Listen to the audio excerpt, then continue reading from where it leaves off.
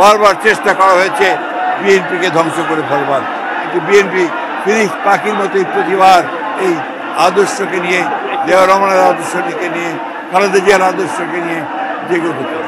আজকে বিএনপি গত 15 বছর যে সংগ্রাম করেছে গণতন্ত্রের জন্য, তার মধ্যে আমাদের দলের বর্তমান ভারপ্রাপ্ত চেয়ারম্যান যারা তারেক রহমান, তিনি দীর্ঘ 8 বছর এই সংগ্রামের নেতৃত্ব দিয়েছেন নির্বাসিত হয়ে। বিএনপির কে ধ্বংস করার জন্য বিএনপির প্রায় 60 লক্ষ মানুষের বিরুদ্ধে মিথ্যা মামলা দেওয়া হয়েছে।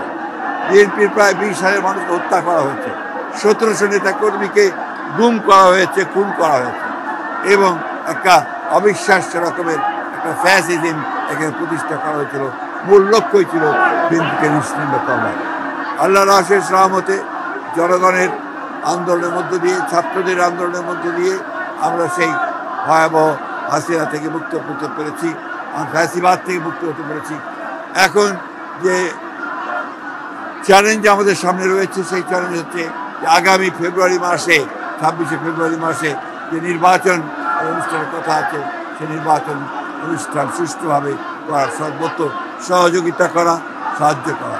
যে সংস্কার প্রস্তাবগুলো নিয়ে এসেছিল, সংস্কার যে আপনার কমিটিগুলো, কমিশনগুলো, সেই সংস্কারগুলো বিএনপি সর্বাত্মক সহযোগিতা করেছে, এবং বিএনপির 31 দফা কর্মসূচি প্রবর্তনের মধ্যে দিয়ে বাংলাদেশের রাজনীতিতে সম্পূর্ণ আমূল একটি পরিবর্তন বা আনার ব্যবস্থা করেছে।